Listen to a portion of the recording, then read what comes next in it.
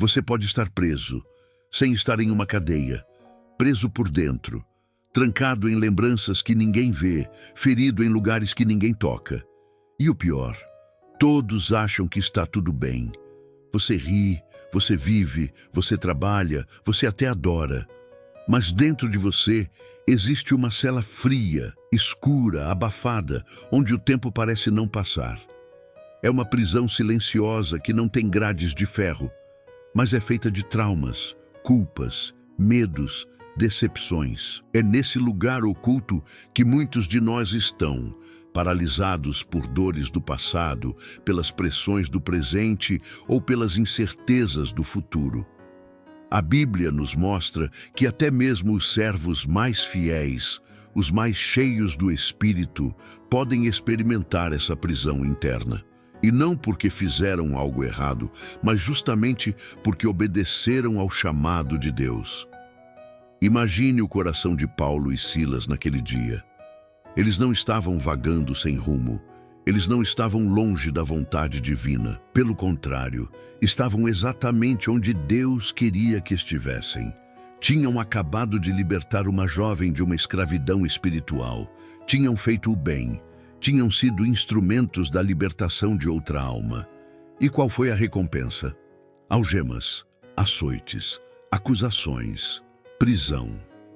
Que tipo de lógica é essa? A mesma que muitas vezes vemos em nossas vidas. Você tenta fazer tudo certo, age com honestidade, ora, jejua, lê a palavra, obedece. E mesmo assim é jogado em uma cela emocional. Mesmo assim, a vida responde com silêncio, com sofrimento, com portas fechadas. E você se pergunta, onde está Deus nesse cárcere? É difícil entender, porque nós, seres humanos, fomos ensinados a associar dor com castigo, prisão com erro, sofrimento com abandono. Mas os caminhos de Deus não são como os nossos. E quando Ele nos permite entrar em prisões, não é para nos destruir, é para nos transformar. A prisão de Paulo e Silas não era um castigo, era um palco, era o cenário de um milagre em andamento, mesmo quando parecia ser o fim. Mas isso, naquele momento, ainda era invisível, porque quando estamos dentro da prisão, seja uma crise familiar, um desemprego, uma doença, uma ansiedade que aperta o peito e não deixa dormir, é quase impossível enxergar qualquer propósito. Tudo o que sentimos é dor. Tudo o que vemos são muros. Tudo o que ouvimos é o som do silêncio. Agora, olhe bem fundo para dentro de você. Existe alguma cela aí dentro? Um canto escondido, abafado, escuro, onde você tranca tudo o que sente? Uma parte sua que parou de sonhar? Uma área da sua vida que parece esquecida por Deus? Talvez você esteja como Paulo e Silas, com as mãos amarradas, com as costas feridas, cercado por acusações injustas e sem perspectiva de libertação. Talvez o que tenha te levado a essa prisão tenha sido exatamente a sua fidelidade. Você não fugiu, você não se vendeu, você não cedeu. E mesmo assim, foi parar aí, nesse lugar de silêncio, de dor, de espera. A prisão da alma pode se manifestar de várias formas. Às vezes, ela aparece como cansaço extremo, onde você sente que não tem mais forças para lutar. Em outros momentos, vem como frustração profunda, quando tudo o que você esperava deu errado. Há quem esteja preso em relacionamentos abusivos, outros acorrentados ao passado, outros enjaulados pelo medo do futuro. E o mais triste, muitos acham que a fé anula a dor, quando na verdade ela apenas sustenta enquanto ela passa. Paulo e Silas não estavam imunes ao sofrimento. Eles não eram robôs espirituais. Eles sentiram as pancadas. Eles foram humilhados publicamente. Foram jogados na prisão mais interna, sem direito à defesa, sem ninguém para interceder por eles. Estavam ali, sozinhos, feridos e injustiçados. Mas havia algo diferente naquele cárcere, algo que não se via, mas se percebia no espírito. Mesmo em meio à escuridão, havia uma centelha acesa, uma chama que resistia, um tipo de esperança que o mundo não entende. Porque o mundo nos ensina a reclamar, a desistir, a blasfemar quando tudo dá errado. Mas Paulo e Silas sabiam que até mesmo as prisões podem esconder propósitos, que até mesmo as dores mais injustas podem conter milagres que ainda não foram revelados. Eles sabiam que Deus não precisa de liberdade externa para agir. Ele move os céus mesmo com as portas fechadas. Ele opera maravilhas mesmo quando estamos algemados. Então, se você se identifica com essa prisão invisível, se sente que está em um ciclo onde tudo parece emperrado, estagnado, se sua alma grita por liberdade, mas sua boca já não encontra palavras para orar, saiba que você não está sozinho. O mesmo Deus que viu Paulo e Silas naquela cela te vê agora. Ele conhece os cantos escondidos do seu coração. Ele sabe das noites em que você chorou em silêncio. Ele conhece os porquês que você guarda há anos. E ele não apenas vê, ele prepara. Porque essa prisão, por mais cruel que pareça, pode estar sendo usada para algo maior. E é exatamente nesse lugar escuro e silencioso que começa a surgir a chave que muda tudo. Uma chave que não vem de fora, mas de dentro. Uma decisão silenciosa, invisível, que tem poder de abalar o que está ao seu redor. Uma atitude que transcende o medo, que desafia a dor, que rompe com a lógica humana. E essa chave vai ser revelada quando entendermos o que, mesmo feridos e presos, Paulo e Silas fizeram com o pouco que ainda tinham. Eles tinham suas vozes, tinham sua fé, e com isso fizeram o céu se mover. Havia algo naquela cela que não fazia sentido algum aos olhos humanos. Um som que ecoava entre as paredes de pedra, quebrando o silêncio da meia-noite, como se fosse o canto de uma alma que se recusa a morrer. Paulo e Silas, dois homens cobertos de feridas, com os pés presos em um tronco e o corpo abatido pela dor física e emocional, fizeram o impensável. Começaram a orar e cantar hinos a Deus. Sim, em vez de se calarem diante da injustiça, em vez de cederem à amargura, em vez de culparem o céu pelo chão em que estavam, eles levantaram suas vozes no meio da dor mais insuportável. Isso não é natural, isso não é humano, isso é sobrenatural, porque quem canta com feridas abertas não está apenas louvando, está guerreando. Está declarando que existe um trono acima de todos os outros, inclusive do trono da dor. Está anunciando que o Senhor ainda reina, mesmo quando tudo ao redor parece desabar. E esse tipo de louvor não é bonito, não é melódico, não é afinado, é rouco, é choroso, é um gemido transformado em clamor. É uma alma dilacerada que escolhe levantar-se mesmo quando seu corpo está caído. E esse tipo de louvor abala os céus de uma forma que a religião nunca conseguirá explicar. Veja bem, eles não cantaram depois que as portas se abriram. Eles não oraram depois que receberam a boa notícia. Eles não louvaram porque viram a resposta. Eles louvaram antes, no escuro, no silêncio, no abandono. Louvaram com as costas em carne viva, com a alma ferida pela injustiça, com o corpo sem movimento e o futuro sem garantias. Eles louvaram não porque tudo estava bem, mas porque sabiam que Deus ainda era Deus, mesmo quando tudo ao redor gritava o contrário. Isso é fé. Isso é rendição, isso é entrega total. E é esse tipo de entrega que gera terremotos espirituais. Sabe o que é mais impressionante nesse episódio? É que os outros presos estavam ouvindo. O texto não diz que eles oraram em voz baixa, não diz que murmuraram em segredo. Eles oravam e cantavam alto o suficiente para que todos ouvissem. Porque quando você decide adorar no meio do caos, sua adoração se torna semente no coração de quem está ao seu redor. Eles estavam em um ambiente de dor coletiva. A prisão não era só deles, era de muitos. E mesmo assim, eles se recusaram a contaminar o ambiente com reclamação. Preferiram transformar aquela cela em um altar, e esse altar começou a incendiar os corações ao redor. Quantas vezes nós escolhemos o silêncio do ressentimento em vez do som do louvor? Quantas vezes optamos por calar quando deveríamos cantar, ainda que desafinados, ainda que com lágrimas? Porque o louvor não é sobre música, é sobre posicionamento. É sobre declarar quem Deus é, mesmo quando não entendemos o que Ele está fazendo. E é nesse ponto que a oração e o louvor de Paulo e Silas se tornam uma chave espiritual que não apenas destrava a própria cela, mas também toca outras vidas. O som da adoração na prisão é diferente. Ele tem eco, ele reverbera, ele quebra o invisível.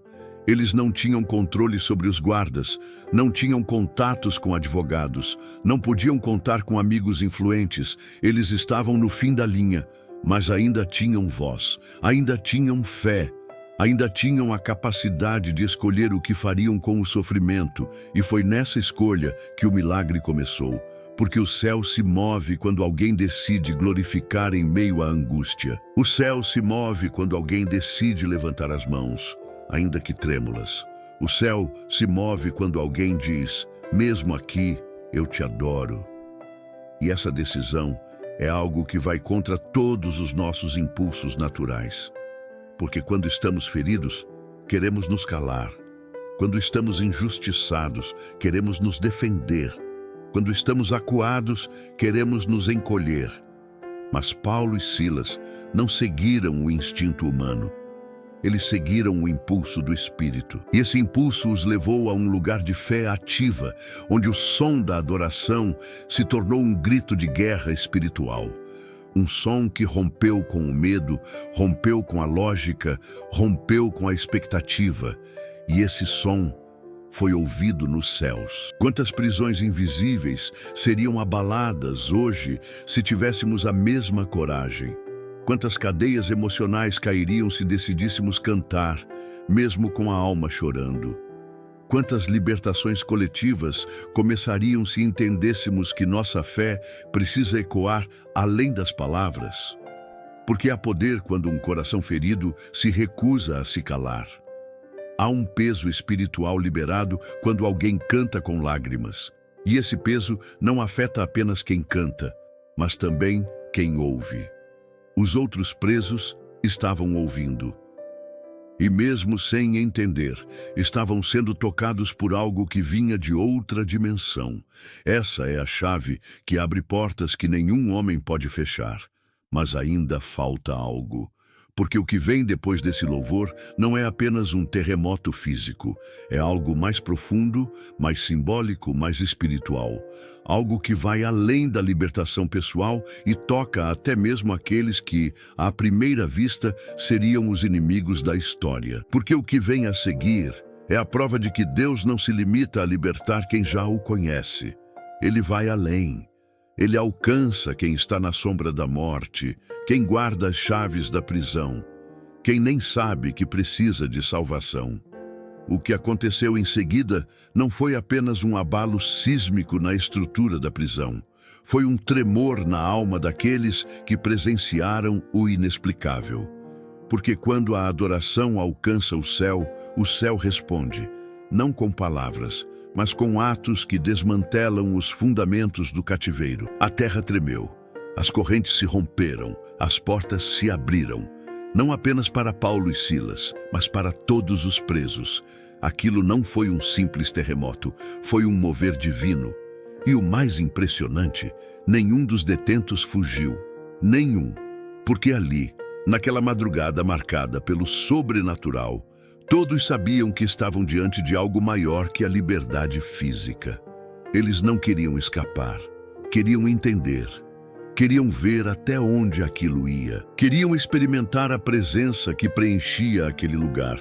E quando a presença de Deus invade, não importa o quão abertas estejam as portas, ninguém quer sair correndo, todos querem permanecer. Enquanto isso, o carcereiro acorda em desespero. Ele vê as portas escancaradas e, como era costume e cultura da época, presume que todos os presos fugiram. Seu primeiro impulso não foi correr ou tentar consertar a situação. Foi sacar a espada e pôr fim à própria vida. Porque naquela sociedade, um carcereiro que perde seus prisioneiros perde também sua honra, sua dignidade e, inevitavelmente, sua vida. Era uma vergonha que não havia como limpar. Um erro sem perdão. Uma sentença que já estava decretada. O desespero dele era silencioso, mas ensurdecedor. O tipo de desespero que não se ouve, mas se sente. Ele não viu alternativas.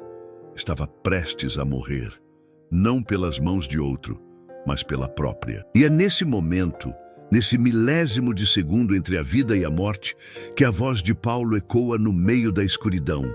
Não te faças nenhum mal, porque todos estamos aqui. Aquela frase não foi só um aviso, foi um socorro, foi uma mão estendida, foi um abraço verbal que impediu um suicídio.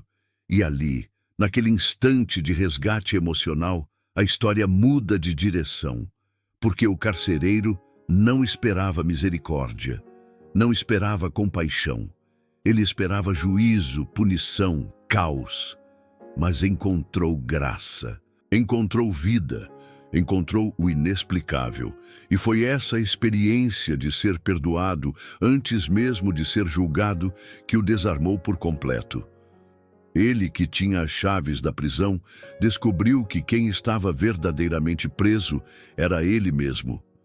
Imagina o que se passou na mente daquele homem. Durante horas, ele ouviu os gemidos, as correntes, os gritos abafados e ignorou. Cumpriu seu papel como um funcionário do sistema. Mas agora, ao ver homens que poderiam fugir e não fogem, e ainda por cima se preocupam com sua vida, tudo desaba por dentro. Toda dureza, toda frieza, toda rotina. Ele percebe que está diante de uma fé viva, que não se resume a palavras, que não depende de templos, que não se dobra ao sofrimento. E é por isso que ele corre. Corre até Paulo e Silas. Mas não com arrogância, não com ordens. Ele corre com um coração quebrado. E aos pés deles faz a pergunta que mudaria tudo. Senhores, que devo fazer para ser salvo? Essa pergunta não foi teológica, não foi acadêmica. Foi o grito de uma alma que viu a luz pela primeira vez. De alguém que descobriu que estava cego. De alguém que, em questão de minutos, viu o chão tremer, os grilhões caírem, os prisioneiros permanecerem e o impossível acontecer. O carcereiro, até então símbolo de autoridade, se torna o maior necessitado. Ele entende que o verdadeiro cativeiro é o da alma, que a verdadeira prisão é viver sem Deus, que o verdadeiro tormento é ter as chaves das celas, mas não ter paz no coração. E ali, naquele chão de pedra e poeira, uma nova história começa. A resposta de Paulo é simples, direta, poderosa. Crê no Senhor Jesus Cristo e serás salvo, tu e a tua casa. Não há rodeios, não há exigências religiosas, não há rituais complicados. Apenas fé, apenas entrega, apenas uma decisão de crer. E essa resposta não foi apenas um conselho, foi uma promessa, porque quando um homem crê de verdade, a fé transborda. Ela toca a família, ela alcança os filhos, ela invade os cômodos da casa. Foi exatamente isso que aconteceu. O carcereiro não apenas acreditou, ele levou Paulo e Silas para sua casa, lavou-lhes as feridas, deu-lhes comida e, junto com sua família, foi batizado. Em poucas horas, o homem que vigiava prisioneiros se tornava livre.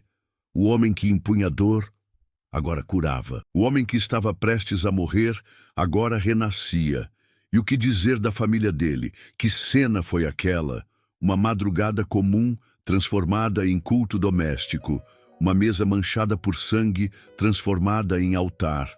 Um ambiente de tensão e frieza, transformado em lugar de milagre. Porque quando Deus entra em uma história, Ele não pede licença.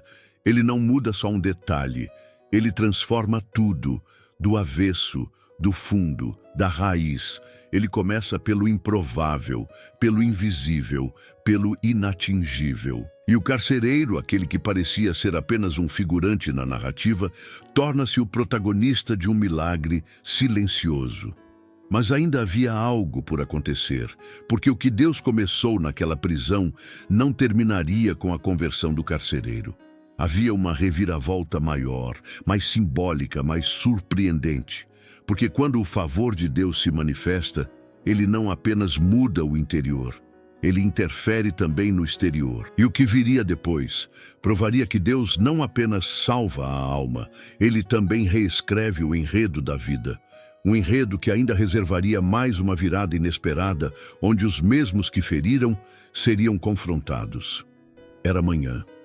O sol ainda engatinhava no horizonte, quando os oficiais da cidade enviaram mensageiros à prisão com uma ordem inesperada: libertem esses homens. Assim, de forma abrupta, quase silenciosa, os mesmos que haviam açoitado Paulo e Silas, que os haviam lançado nas celas mais profundas, agora queriam libertá-los às escondidas, como quem tenta apagar uma injustiça com um pano úmido.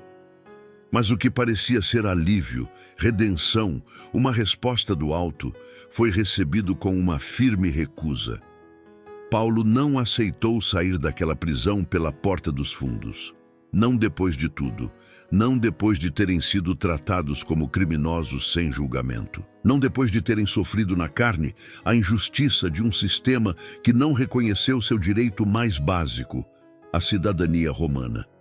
Sim, Paulo era cidadão romano, e isso mudava tudo. Cidadãos romanos não podiam ser açoitados publicamente sem um julgamento. Era uma lei clara, severa, respeitada até pelos mais altos oficiais do império. Mas naquela noite, cegos por ódio, guiados por interesses, os líderes daquela cidade ignoraram esse fato. E agora, envergonhados pela repercussão do que haviam feito, tentavam silenciar o escândalo com discrição. Esperavam que Paulo e Silas simplesmente desaparecessem, voltassem ao anonimato, saíssem calados, como se nada tivesse acontecido. Mas não.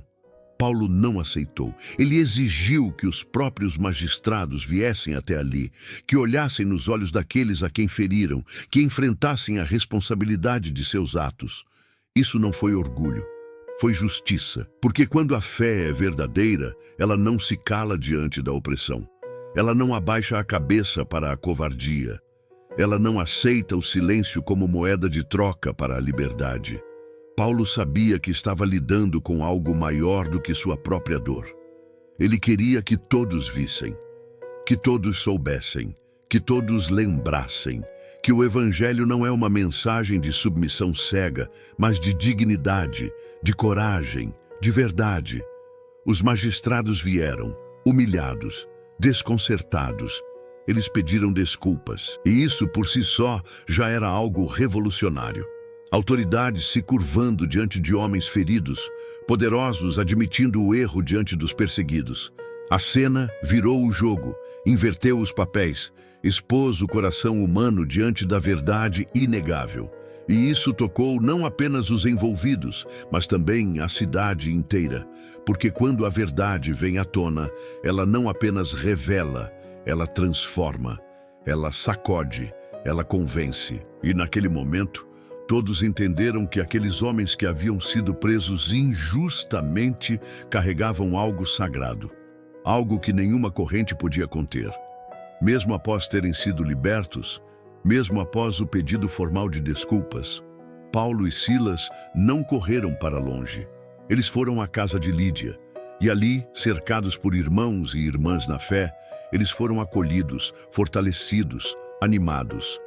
Porque todo guerreiro precisa de um refúgio, todo ferido precisa de cura, e todo missionário precisa de comunhão. Eles sabiam que, apesar de livres fisicamente, ainda havia marcas, ainda havia dores, ainda havia cicatrizes invisíveis que precisavam ser cuidadas. E foi no meio desse aconchego que eles se levantaram novamente, não com palavras amargas, mas com a mesma paixão que os levou até ali: anunciar a verdade.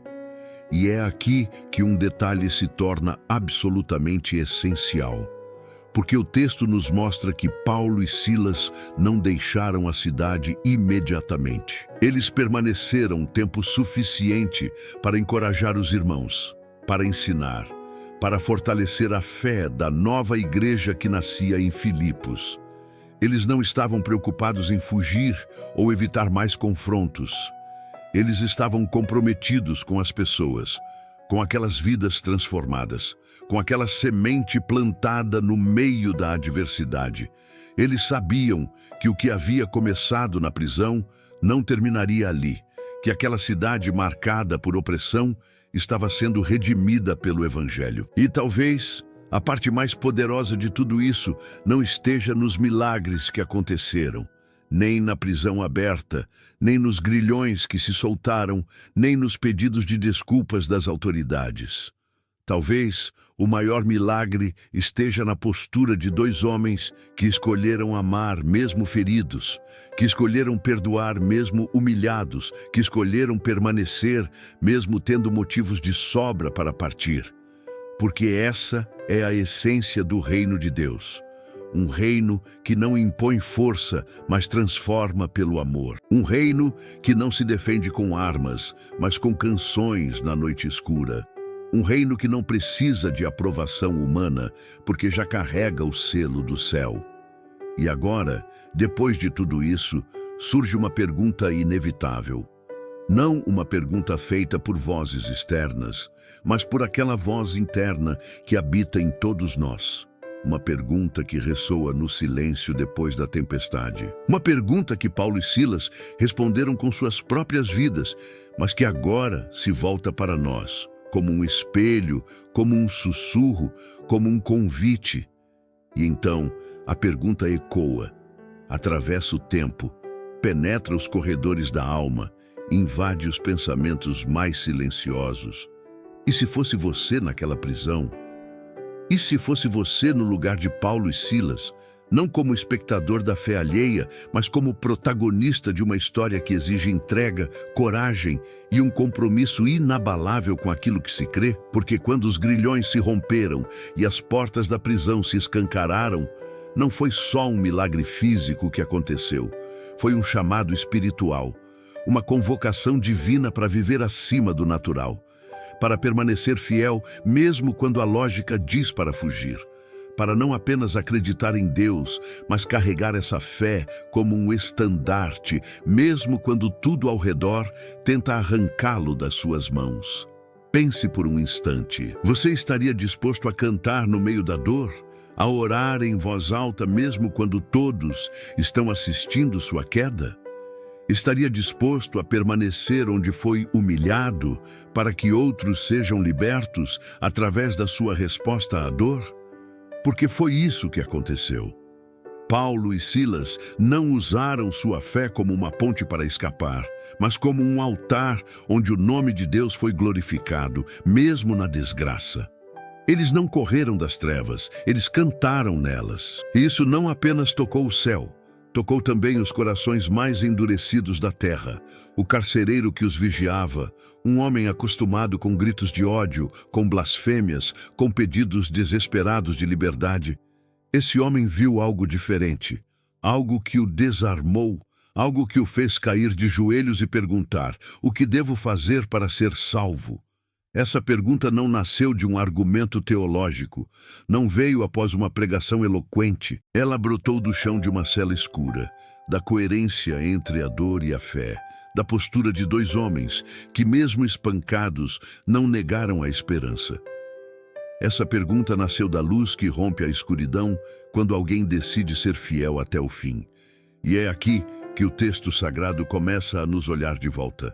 Porque enquanto lemos Atos 16, somos também lidos por ele, somos confrontados, somos medidos, nossa fé é testada, nossa disposição é sondada. Será que cantaríamos como Paulo e Silas? Ou será que silenciaríamos diante da injustiça? Será que permaneceríamos com os pés presos, mas o espírito livre? Ou seríamos consumidos pela revolta, pela amargura, pela dúvida? Porque é fácil confiar quando tudo vai bem. É fácil louvar quando as portas estão abertas e os caminhos são suaves. Mas quando a vida nos empurra para uma cela, quando somos feridos injustamente, quando o mundo parece ter se esquecido da nossa integridade, é aí que a verdadeira fé se revela. E nesse exato ponto, percebemos algo ainda mais profundo. Deus não quebrou os grilhões apenas para libertar 2 homens. Ele fez isso para abrir o coração de uma casa inteira.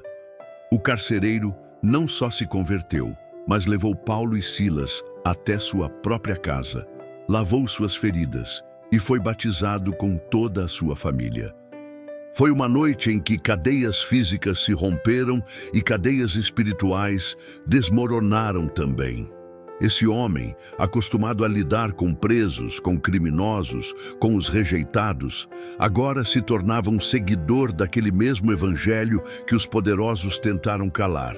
E veja como tudo muda. Um homem que antes representava a estrutura do império, a força bruta, a vigilância, o sistema, agora se prostrava diante do Rei dos Reis, reconhecendo que havia algo muito maior do que Roma, algo que nem mesmo os açoites, nem as celas, nem os muros poderiam conter, o poder de Deus em ação através de pessoas comuns.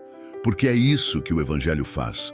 Ele pega situações improváveis, transforma lugares sombrios em santuários de adoração e redime vidas quebradas com a força do amor. Mas não se engane. Isso não aconteceu porque Paulo e Silas sabiam que seriam libertos. A fé deles não estava ancorada em resultados, mas em um relacionamento. Eles não sabiam se sairiam vivos daquela prisão. Mas mesmo assim, escolheram orar, escolheram cantar, escolheram confiar, porque a fé que sobrevive às celas é a fé que transforma cidades. E nesse ponto da história, a cidade de Filipos já não era mais a mesma. Algo havia mudado, uma nova chama havia sido acesa, uma nova igreja nascia, uma nova geração começava a crer. E tudo isso por causa de uma resposta ousada em meio à dor. Agora, o que fazer com isso? Como trazer essa história para dentro do nosso cotidiano, dos nossos conflitos, das nossas próprias prisões? Porque, sejamos sinceros, há muitas celas que não têm grades, mas ainda assim nos mantêm cativos. Há prisões emocionais, espirituais, relacionais. Há correntes invisíveis feitas de medo, culpa, vergonha, ressentimento. Há noites escuras em que a única luz parece vir de uma memória distante. E é exatamente nessas horas que somos chamados a lembrar que a mesma presença que esteve com Paulo e Silas naquela prisão está conosco. Que o mesmo Deus que abalou os alicerces daquela cadeia pode abalar as estruturas do nosso coração. Que o mesmo poder que libertou o carcereiro pode libertar quem hoje assiste esse vídeo buscando por uma saída, por um recomeço, por uma nova chance de viver em liberdade verdadeira. E se você chegou até aqui, talvez esteja começando a perceber que essa história não é apenas sobre o passado, é sobre o agora, é sobre você. Sobre o que Deus está querendo fazer em sua vida, mesmo nesse exato momento, porque há uma promessa escondida no meio da dor. Uma promessa que não depende das circunstâncias. Uma promessa que precisa apenas de um sim. E tudo o que ele precisa agora é que você esteja disposto a dar esse próximo passo. E quando o novo dia amanheceu em Filipos, os muros da prisão já não eram os mesmos. A estrutura permanecia, mas o espírito daquele lugar fora completamente reconfigurado. O chão ainda estava sujo, as marcas de sangue ainda manchavam os cantos da cela onde Paulo e Silas haviam sido espancados. Mas o ar carregava um perfume diferente. O cheiro da liberdade que havia invadido o coração dos que ali estavam. E é aqui, justamente nesse ponto, que percebemos a beleza do Evangelho em movimento. Não apenas um evangelho de palavras, mas de gestos. Não apenas um discurso sobre salvação, mas uma encarnação viva da graça, que se manifesta na prática, nos detalhes, nas reações após a tempestade. Porque, após tudo isso, era de se esperar que Paulo e Silas saíssem daquele lugar com pressa. Afinal, estavam livres. Deus havia quebrado as correntes, o terremoto abrira as portas e o próprio carcereiro agora era um irmão em Cristo. Mas a resposta deles vai na contramão do instinto. Eles não fugiram, eles permaneceram. E mais do que isso, exigiram que sua saída fosse feita de maneira justa, honrosa, pública, porque haviam sido presos sem julgamento, açoitados sem culpa, humilhados diante da multidão.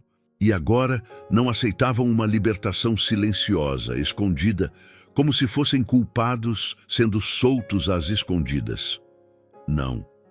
Eles sabiam quem eram, sabiam de quem vinham, e sabiam que a justiça de Deus não apenas liberta, ela também restaura a dignidade. Veja a coragem, veja a firmeza, veja como, mesmo libertos, eles não se acomodaram com a solução fácil. Queriam mais do que sair da prisão, queriam expor a injustiça, trazer à luz o erro, revelar o abuso do poder. E isso é uma lição poderosa. Porque há momentos em que Deus nos liberta de certas situações, mas nos chama também a denunciar o que nos feriu. Não por vingança, mas por justiça. Não para causar confusão, mas para inspirar transformação. Paulo e Silas sabiam que sua saída não era apenas uma vitória pessoal, era um testemunho coletivo, uma mensagem que ecoaria em Filipos. Não mexam com os filhos de Deus como se fossem criminosos comuns, porque mesmo que estejam com os pés amarrados, há uma autoridade sobre eles que vem do alto. E quando os magistrados souberam que haviam prendido 2 cidadãos romanos sem julgamento, o pavor tomou conta.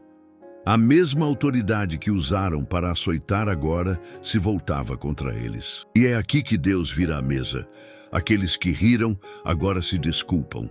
Aqueles que oprimiram, agora pedem que os 2 deixem a cidade com tranquilidade. A vergonha muda de lado. O jogo vira. Mas Paulo e Silas não respondem com ódio. Não gritam, não humilham, não revidam. Saem da prisão e vão direto à casa de Lídia, aquela mulher que dias antes havia aberto as portas da sua casa para os apóstolos. Eles voltam para o lugar onde o evangelho começou a ser semeado em Filipos. Voltam para fortalecer os irmãos. Voltam para dizer: nós vencemos, Deus venceu. Essa cena carrega uma beleza rara, porque não é sobre escapar, é sobre permanecer com propósito, é sobre usar a dor como semente e o sofrimento como solo fértil. Paulo e Silas entendiam que o que havia acontecido naquela prisão era apenas o início de algo muito maior. E por isso, ao invés de se esconderem, ao invés de irem embora como fugitivos, eles encerram sua missão de cabeça erguida. E a mensagem que fica não é apenas a de um milagre que abalou os alicerces da prisão. É a de uma fé que abalou os alicerces da cidade. Uma fé que rompeu muros, que lavou feridas, que transformou o carcereiro em um servo e que agora consolidava uma igreja no coração de uma colônia romana. Mas talvez o que mais impressione em tudo isso seja o modo como os apóstolos não permitiram que o trauma determinasse seu destino. Eles tinham todas as razões do mundo para carregar mágoas, para alimentar raiva, para construir muros ao redor da própria fé. Mas decidiram seguir com o coração limpo. E isso é um ensinamento que fala diretamente a nós hoje. Quantas vezes somos feridos em lugares onde servimos? Quantas vezes somos injustiçados, mesmo tentando fazer o bem? Quantas vezes, depois de dar o melhor de nós, o que recebemos é silêncio, rejeição, abandono? Mas a história de Paulo e Silas nos mostra que não é o reconhecimento humano que valida nossa missão.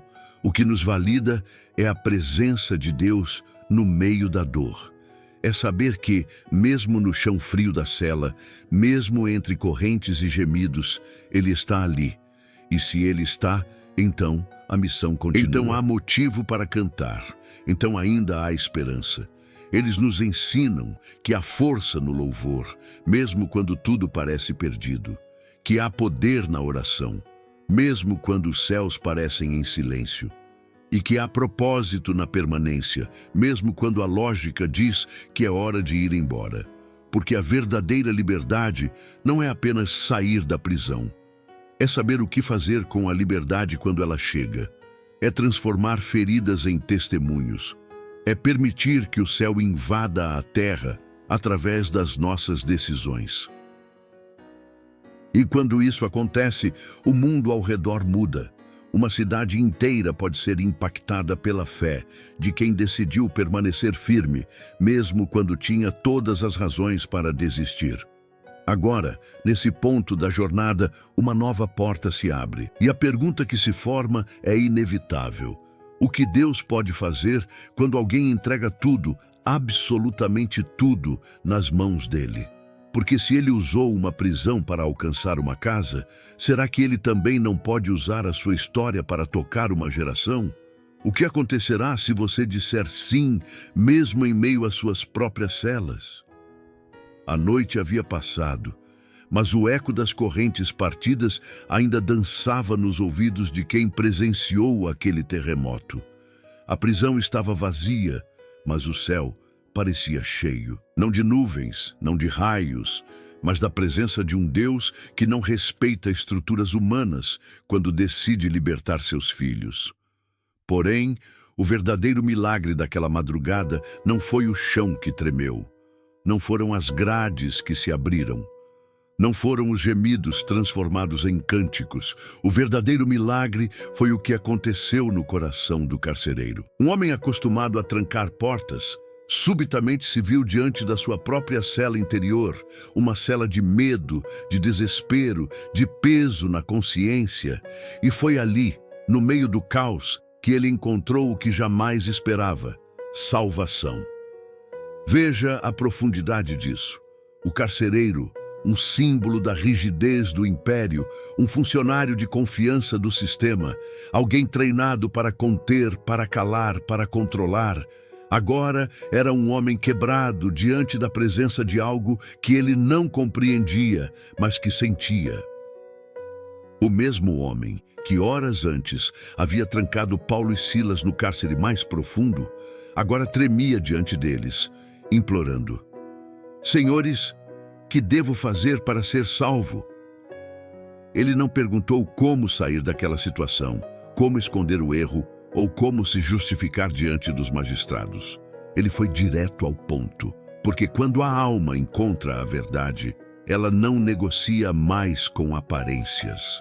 Ela clama por redenção. E a resposta veio simples, mas carregada de poder: crê no Senhor Jesus Cristo e serás salvo, tu e a tua casa.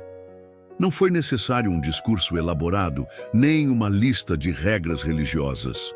Foi uma declaração que atravessa séculos e ainda ecoa em cada alma desesperada. Crê, apenas isso. Porque a fé verdadeira não precisa de muletas. Ela se lança, ela mergulha, ela se entrega. E ali, naquela cela ainda coberta de poeira e sangue, o carcereiro creu. Imediatamente, sua casa foi envolvida por essa fé que transforma tudo. Da prisão para o lar, do gemido para o riso, do medo para a esperança. O que acontece em seguida é quase poético. O homem que feriu, agora cuida. Ele lava as feridas dos apóstolos. Ele prepara alimento. Ele os acolhe como irmãos. E isso revela algo sublime. A verdadeira conversão gera ações. Ela não é apenas uma emoção, um sentimento ou uma confissão verbal. Ela muda comportamentos, muda prioridades, muda gestos. O carcereiro não apenas foi salvo, ele foi transformado. E sua casa, antes acostumada com a frieza de um pai endurecido pelo sistema, agora testemunhava um novo homem. Um homem que canta, que serve, que ama. Um homem que pela primeira vez está verdadeiramente livre. Nesse cenário, podemos perceber uma reversão completa de papéis. Paulo e Silas, antes prisioneiros, agora são tratados como hóspedes de honra. O carcereiro, antes senhor das chaves, agora é servo por amor. Isso nos mostra algo muito maior do que uma simples narrativa.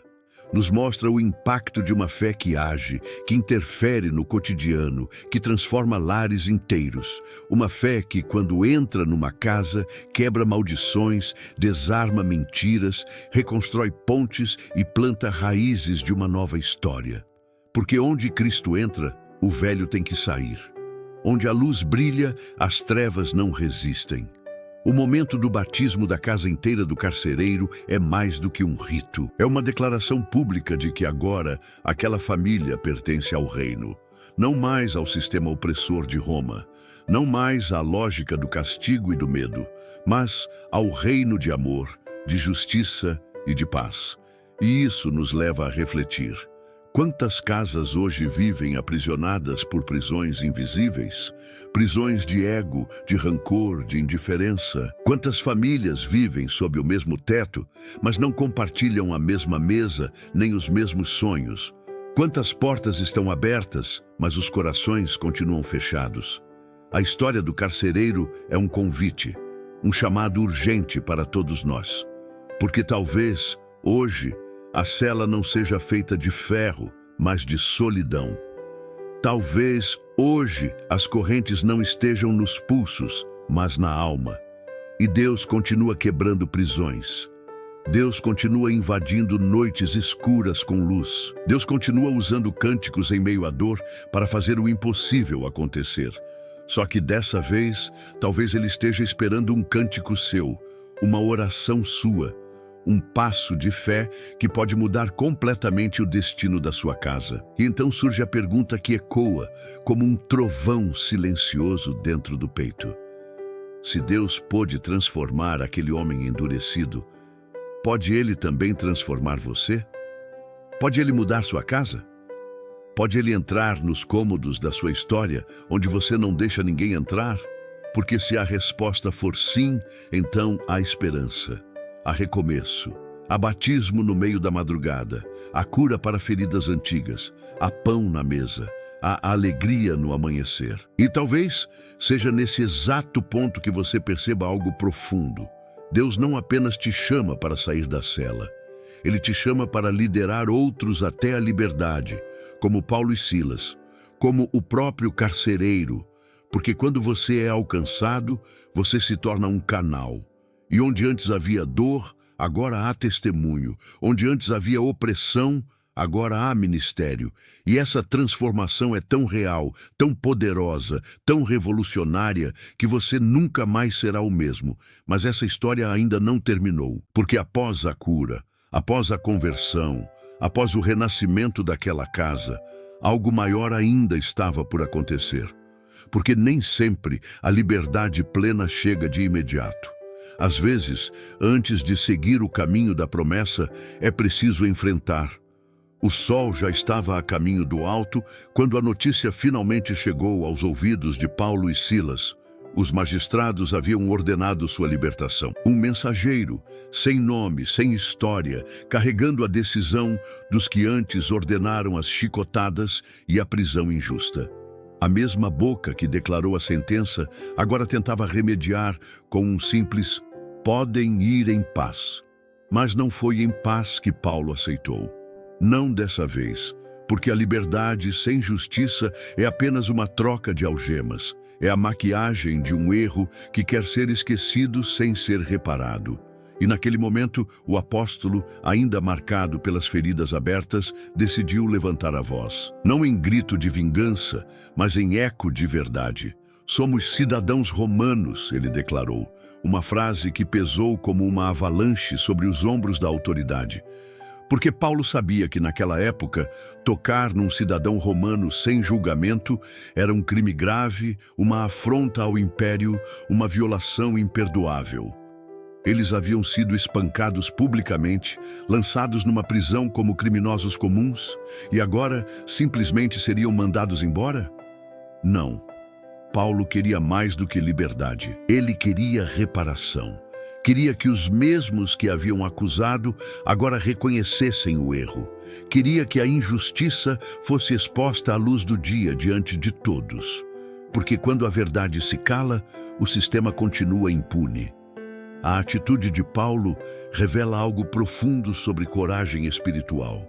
Ele não estava apenas lutando por si mesmo, estava criando um precedente. Estava abrindo caminho para que os próximos cristãos que viessem a ser perseguidos em Filipos tivessem uma base de respeito, uma memória de justiça, uma marca na história.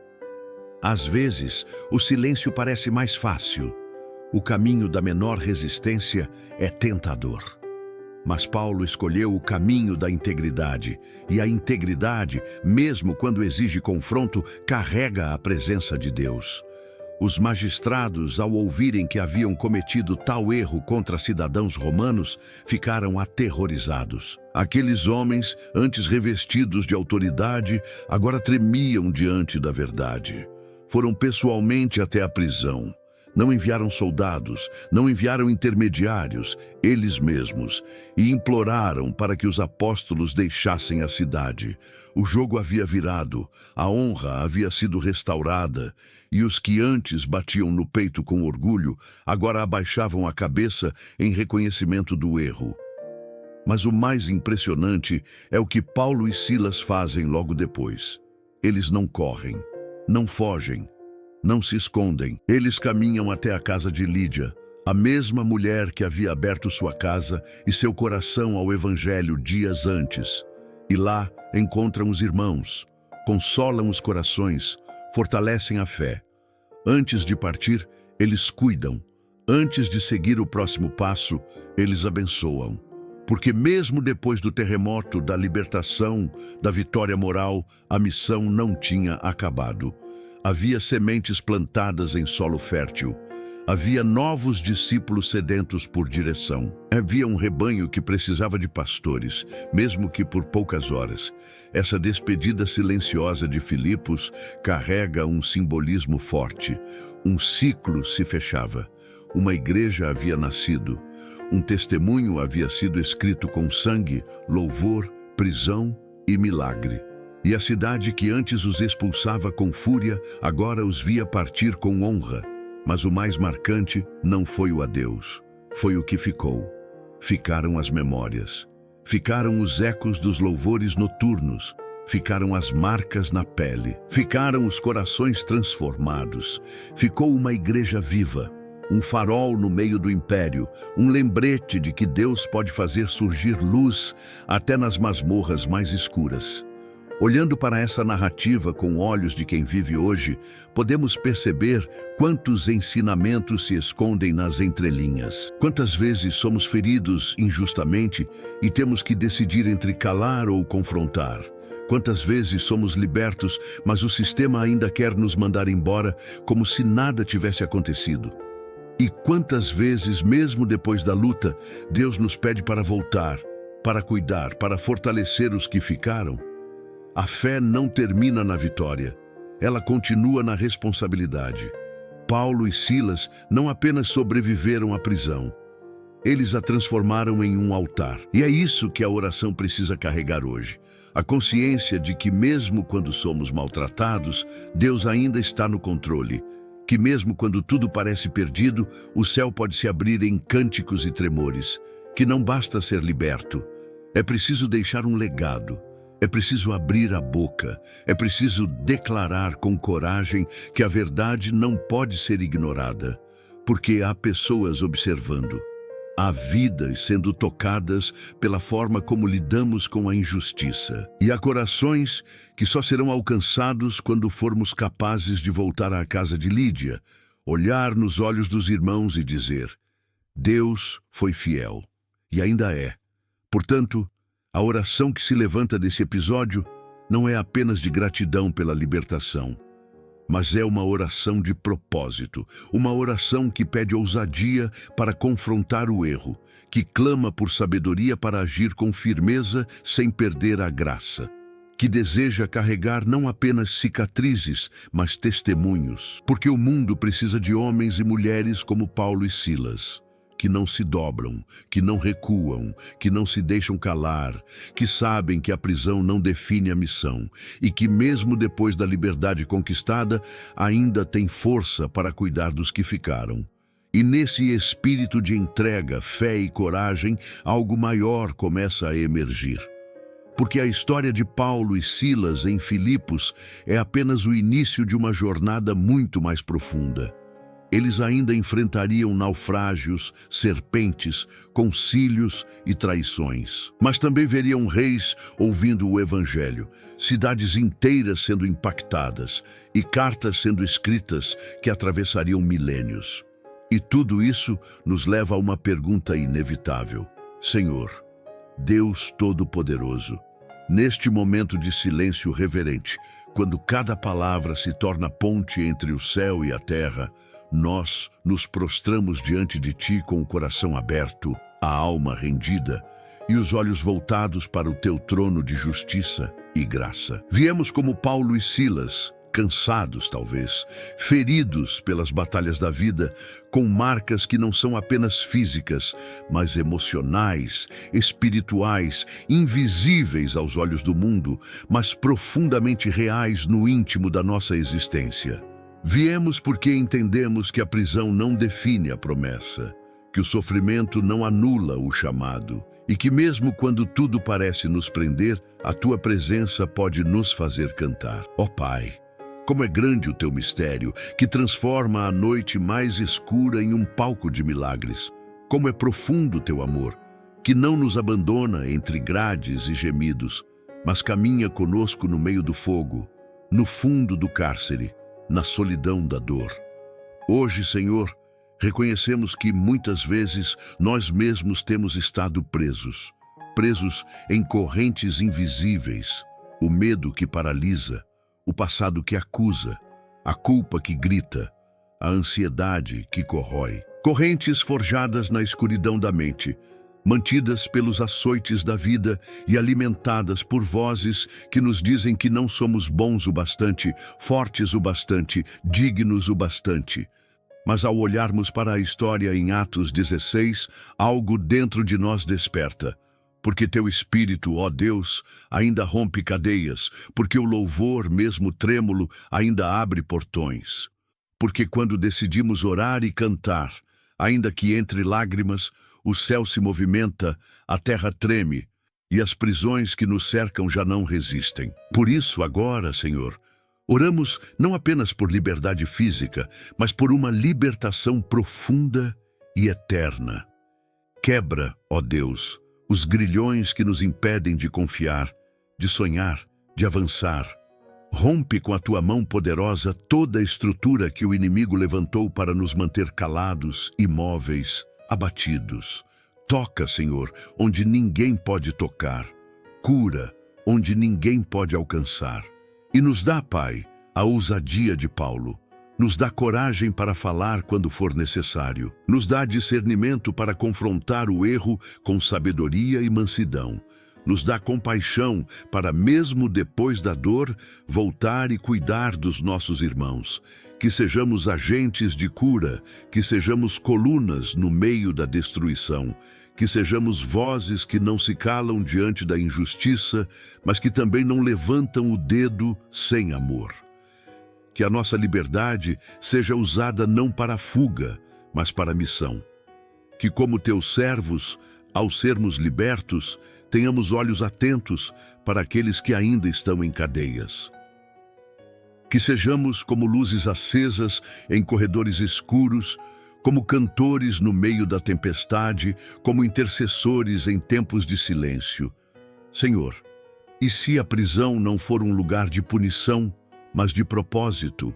E se o que estamos enfrentando agora faz parte do plano maior que Tu tens para transformar outras vidas? Ajuda-nos a enxergar com Teus olhos, a aceitar os caminhos que não compreendemos, confiando que tudo coopera para o bem daqueles que Te amam. Que possamos louvar antes do terremoto, orar antes do milagre e confiar mesmo quando tudo parecer fechado. Dá-nos fé para cantar no meio da dor.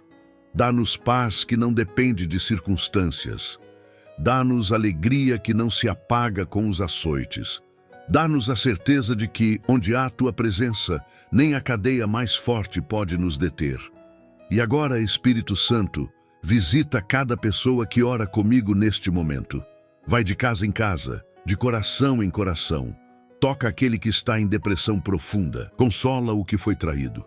Fortalece quem pensa em desistir. Cura o que está doente. Restaura o casamento que está em ruínas. Levanta aquele que caiu. Que esta oração ecoe como louvor em prisões invisíveis e que comece agora um terremoto espiritual que rompa as algemas e abra os portões para a nova vida que o Senhor preparou.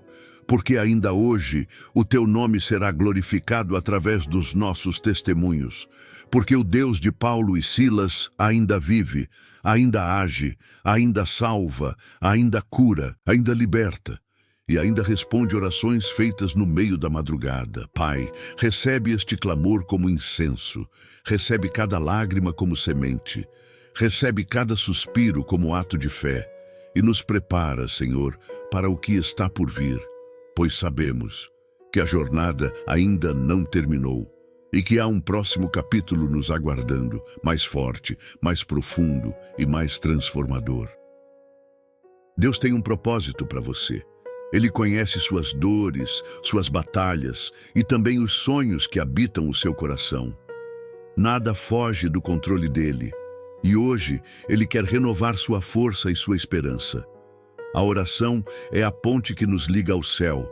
A gratidão abre caminhos e a fé nos mantém firmes, mesmo nas tempestades.